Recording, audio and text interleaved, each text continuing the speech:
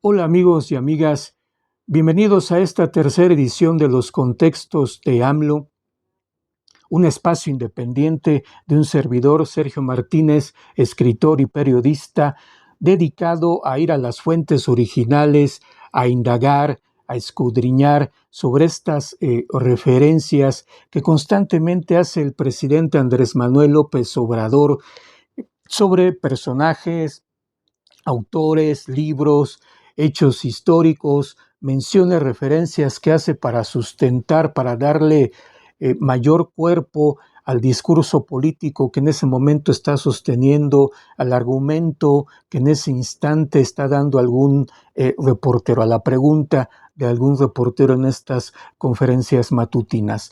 En la primera edición vimos una referencia muy importante del presidente Nicolás Maquiavelo y la suerte, cuando el presidente asegura que Maquiavelo decía que un buen jefe de gobierno, un buen jefe de Estado debe tener buena suerte para alcanzar sus objetivos más ambiciosos.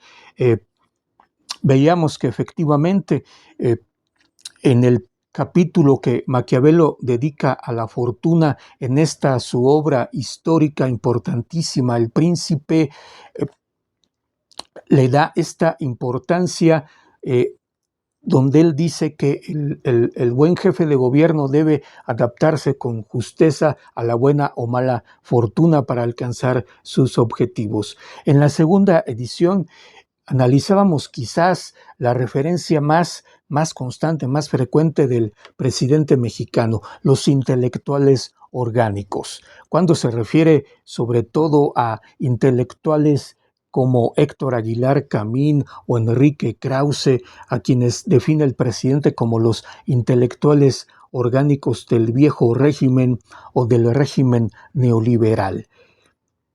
Escudriñamos, fuimos a ver de dónde venía este concepto de los intelectuales orgánicos. Nos encontramos con una otra referencia que hace el presidente, un personaje que refiere mucho el presidente, aunque la mayoría de las veces lo hace con los conceptos de consenso y coacción, Antonio Gramsci, este extraordinario pensador italiano de principios del siglo XX, filósofo, periodista, fundador del Partido Comunista en Italia,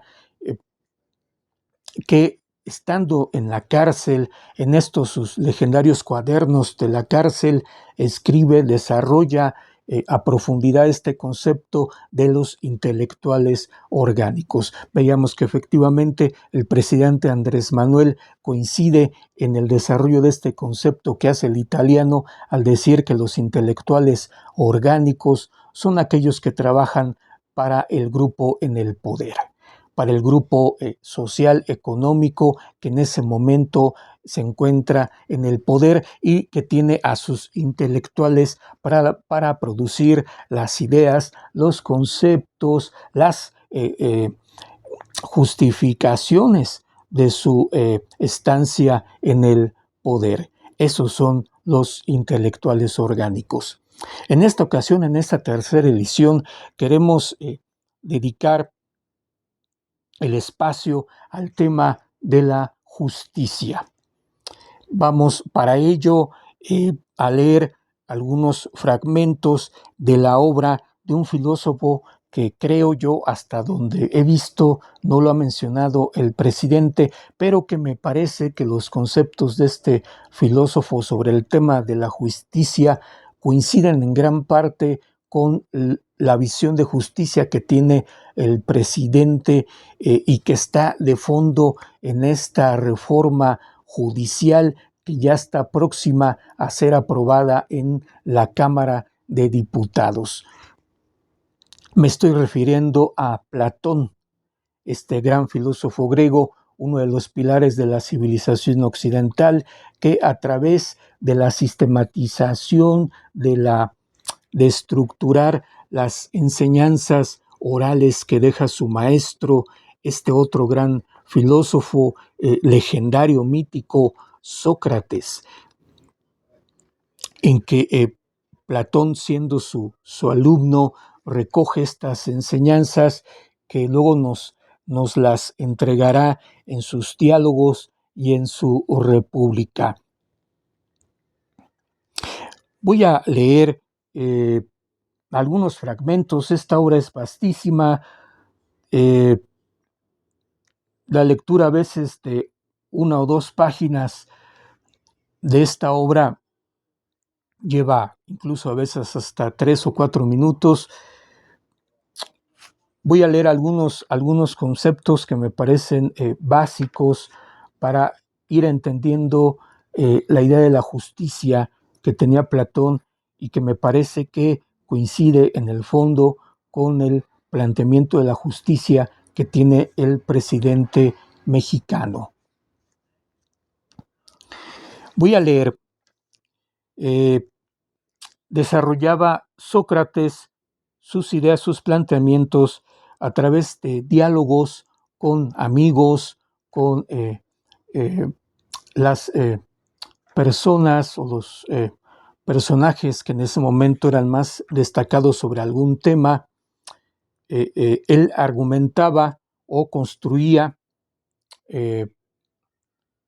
desmenuzaba los argumentos contrarios y construía los suyos a través de un método llamado la mayéutica, de preguntas y respuestas que sostenía con el dialogante en ese momento para comprobar la veracidad o no de los argumentos que en ese momento Sócrates cuestionaba.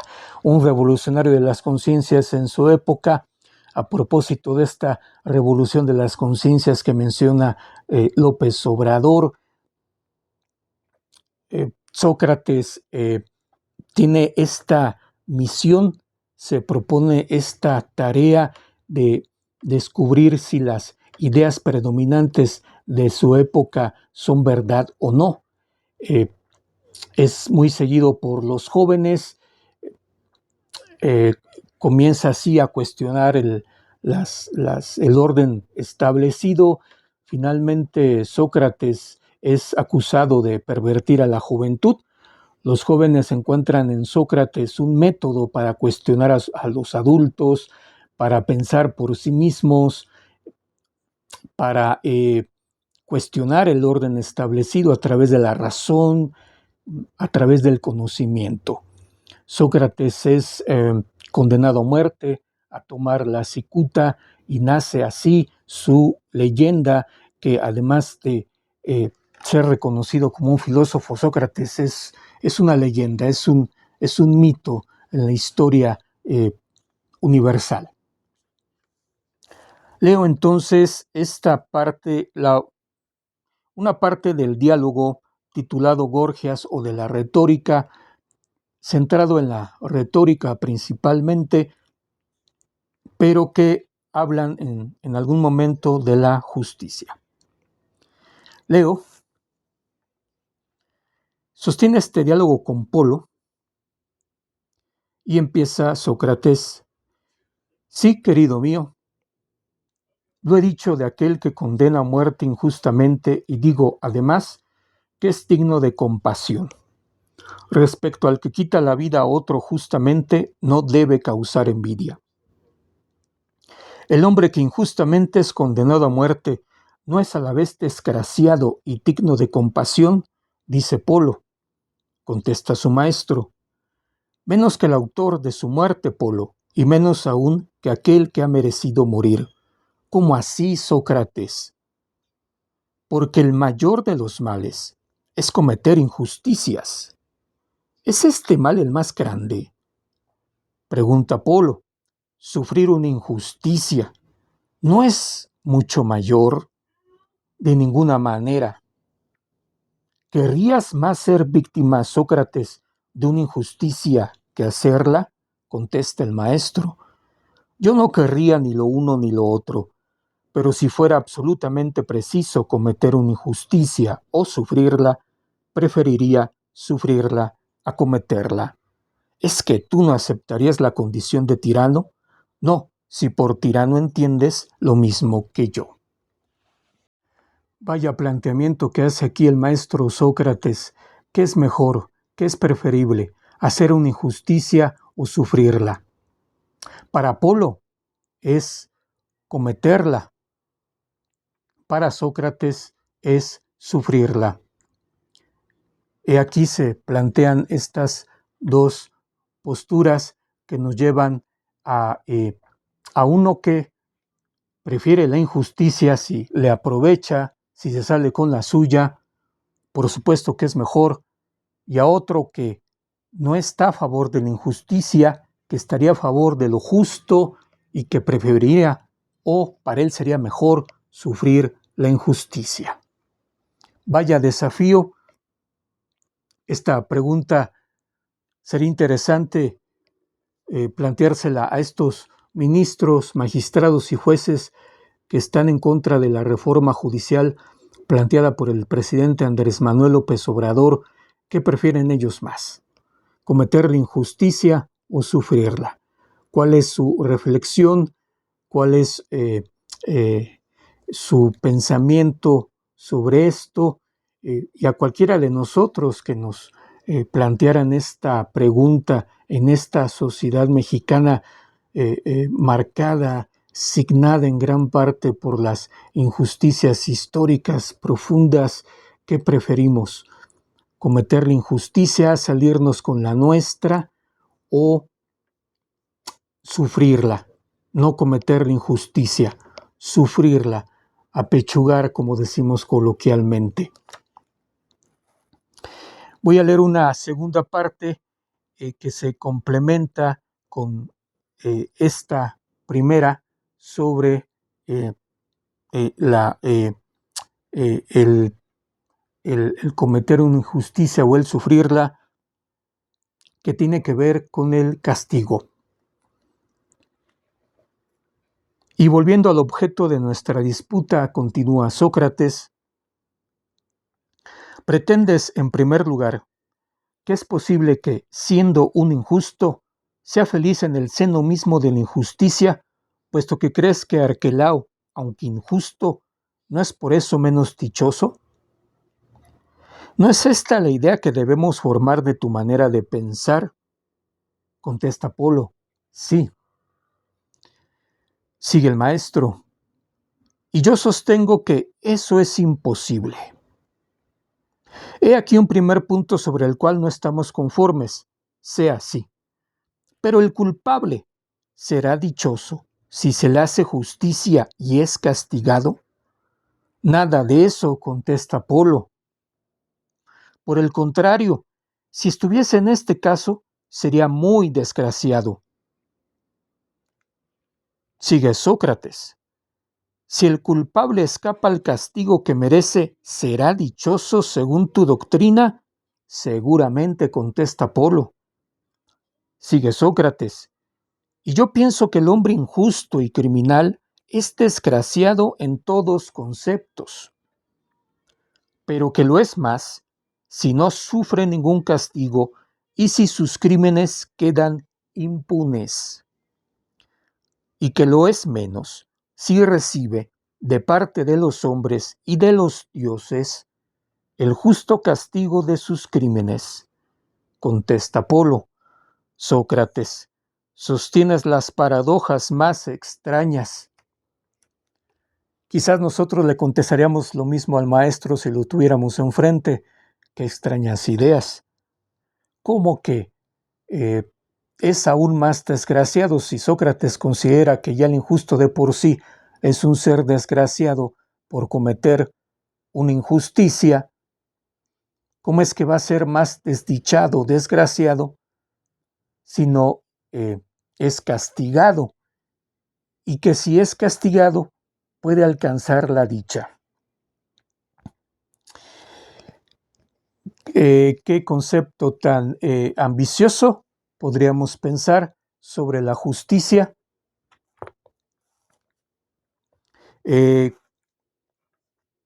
¿Vale para esta época?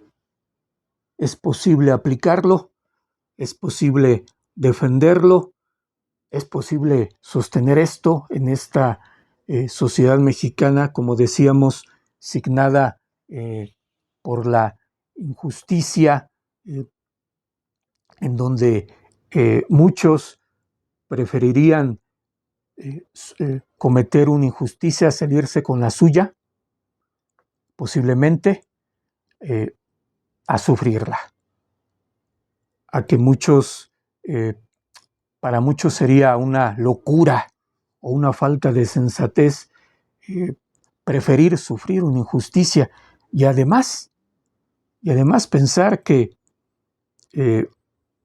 si no somos castigados por la injusticia que cometimos, vamos a ser más desdichados, según Sócrates. Me parece que para entender estos planteamientos es también necesario pasar más adelante en la República, cuando habla de lo justo, cuando ya profundiza aún más Sócrates en estos diálogos que sostenía con amigos, con pensadores, con nobles de su época sobre temas diversos. En la República, cuando ya define la injusticia, ¿qué viene siendo para Sócrates la injusticia?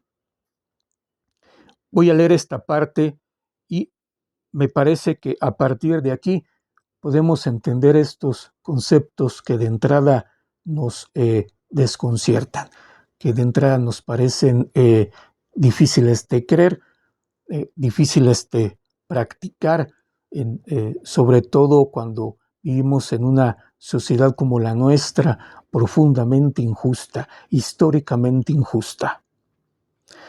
Leo entonces un fragmento, me paso a leer un fragmento de la República o de lo justo. Se pregunta a Sócrates o lo plantea: si una sociedad injusta, desigual, dice, podría salir triunfante en sus empresas si los miembros de que se componga violasen unos o respecto de otros todas las reglas de la justicia. Le contesta su dialogante: no podría tal. Y si observasen esas reglas, entonces sí que podría, contesta Trasímaco, el dialogante, en este fragmento de la República, uno de sus adversarios más enconados, que siempre se sostuvo a favor de la injusticia. Sigue Sócrates: ¿no será porque la injusticia haría surgir entre ellos sediciones, odios y combates, mientras que la justicia los mantendría en paz y en concordia? Contesta Trasímaco: sea por no tener discusión contigo, Sócrates. Mas, si es propio de la injusticia, continúa el maestro, engendrar odios y disensiones donde quiera que se encuentre, sin duda producirá el mismo efecto entre los hombres, ya sean libres, ya esclavos, y los incapacitará totalmente para emprender nada en común. Continúa Sócrates. Ahora refiere este concepto de la justicia a la persona, al individuo. Aun cuando se halla exclusivamente en solo un hombre, producirá idénticos efectos. Le pondrás, ante todo, en la imposibilidad de obrar, mediante las sediciones que moverá en su alma, así como en virtud de la oposición continua en que se hallará consigo mismo, siendo tras esto su propio enemigo y el de todos los justos. ¿No es eso? Sí, contesta finalmente Trasímaco. La injusticia es entonces un desajuste social, una desigualdad que se manifiesta en sediciones, en odios, en combates que impiden el progreso colectivo, el progreso de la sociedad. La justicia entonces el equilibrio de una sociedad, las relaciones justas entre los hombres permitirían el progreso colectivo. Y para uno mismo, creo que es fácil experimentar cuando estamos desiguales internamente ante una situación, hay un desajuste interno que nos impide, una discordia en el alma que nos impide actuar, obrar, como dice Sócrates, construir. Para los griegos, obrar tendría esta connotación amplia de construir, de producir, de aportar, que sería casi imposible hacerla, según el filósofo, si nos encontramos en este desajuste interno, en esta discordia interna. En tanto, o por tanto, la justicia no solamente encerraría o tiene un contenido moral, sino que también tiene un fin utilitario. Es necesario ser justos en nosotros mismos como personas y en la sociedad para poder progresar, para poder construir, para poder obrar. Me parece que este también es parte del fondo de la visión de la justicia que tiene el presidente mexicano, el fondo que se sostiene en esta reforma judicial, la búsqueda de la justicia, la búsqueda del equilibrio. Vivimos en una sociedad, en un sistema desequilibrado, en que la justicia, el sistema de justicia no es tal. Es más, parece más un sistema construido para producir injusticias, para mantener esta desigualdad, esta disparidad entre los grupos sociales, entre las personas, y no permitir el progreso de la comunidad, el progreso de esta tan lastimada sociedad mexicana por los agravios, por la injusticia. Aparejado a este concepto estaría entonces la necesidad, como también sostiene Sócrates, de que el injusto sea justamente castigado, reciba su justo castigo para que sea redimido, para que de ser un desdichado o un desgraciado por ser un injusto, se redima, de alguna manera logre el equilibrio y pueda ser dichoso. Difícil concepto de creer, como he comentado, pero que se complementa con el cuerpo en general o con la idea en general que sostiene Sócrates sobre la justicia. Finalizo con regreso a Gorgias o de la retórica para terminar este espacio dedicado a la justicia, leyendo a Platón o aprendiendo de Platón a través de Sócrates, su maestro, en que sigue con esta idea de la necesidad del castigo o del efecto que puede tener el castigo en el injusto. Dice el maestro: en una palabra, veamos si concedes, respecto a cualquier otra cosa, lo que acabo de decir. Esto es, que lo que hace la gente lo sufre el paciente tal como la gente lo hace. Lo confieso, dice Polo. Hechas estas confesiones, dime si ser castigado es sufrir u obrar. Necesariamente sufrir, Sócrates. Y procede de alguna gente sin duda. No hay para qué decirlo, procede del que castiga.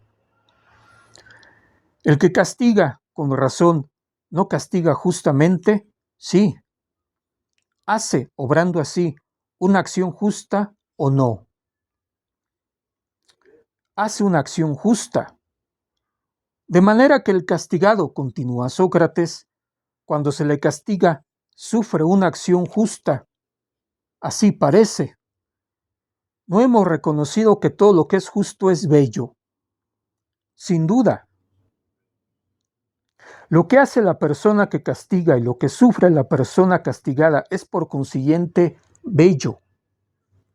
Sí, pero lo que es bello es al mismo tiempo bueno, porque o es agradable o es útil. Contesta Apolo, necesariamente. Así, lo que sufre, el que es castigado, es bueno. Parece que sí. Le es, por consiguiente, de alguna utilidad. Sí. Y esta utilidad es como yo la concibo. Es decir, que consiste en hacerse mejor en cuanto al alma. Sí es cierto que es castigado con razón. Es probable. Por lo tanto, el que es castigado se ve libre de la maldad que está en su alma. Esta idea, esta búsqueda de lo justo en que podemos observar en este diálogo cómo para Sócrates la justicia es lo útil, como mencionábamos, es lo bueno y es lo bello. Los griegos daban un lugar importante a la estética en su vida en general, y la justicia como tal, si era verdadera, era además de útil y buena, bella. Tenía que ser bella.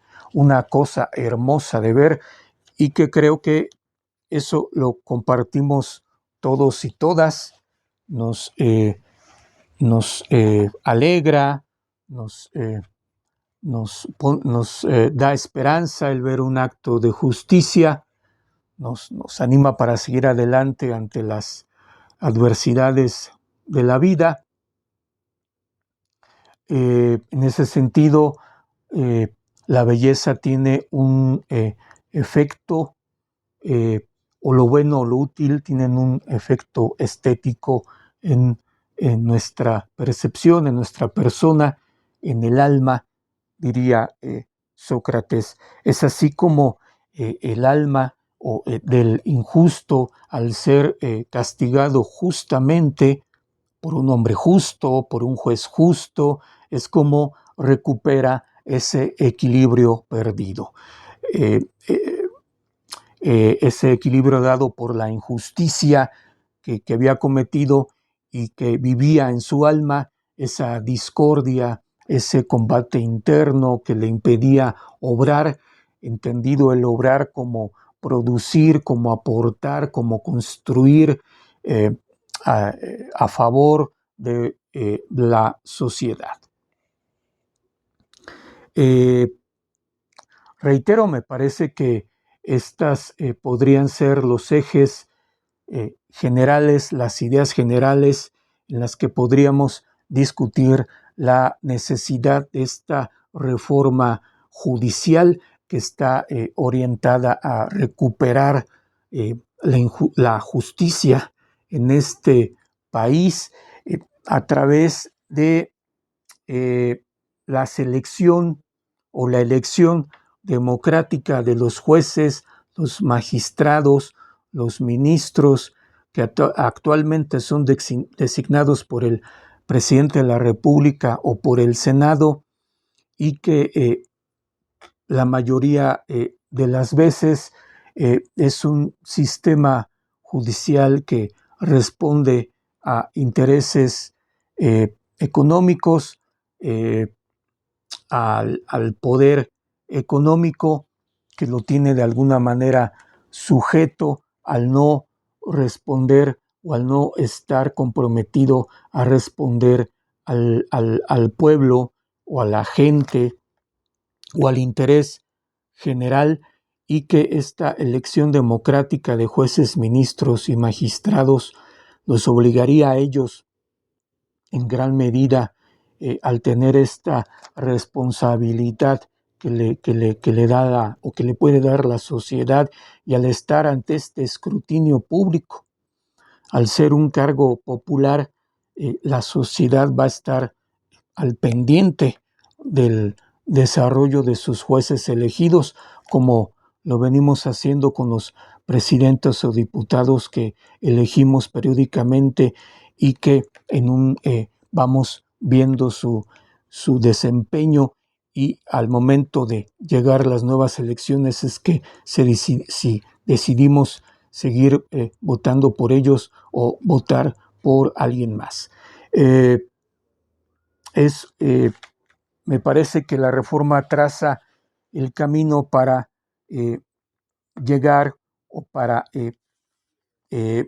tener este propósito de conseguir estos objetivos en torno a la justicia, que es que sea útil, que sea buena, que sea bella, evitar la injusticia, luchar contra ella, porque la injusticia en las sociedades, entre los hombres, es discordia, es combate, es odio, como lo plantea Sócrates, y por lo tanto impide el desarrollo colectivo. También a nivel individual, a nivel personal, la injusticia es discordia interna, es alma, es sin vida, que impide a la persona obrar, producir en el sentido de aportar, de construir en el sentido positivo, aportar para sí mismo y aportar para los otros, para la sociedad en que vive. Hasta aquí tercera edición de los contextos de AMLO referentes a Platón, a la justicia y a la reforma judicial que ya se nos viene. Quería yo hacer más breve el espacio, pero creo que ameritaba alargarnos un poquito para profundizar en este tema.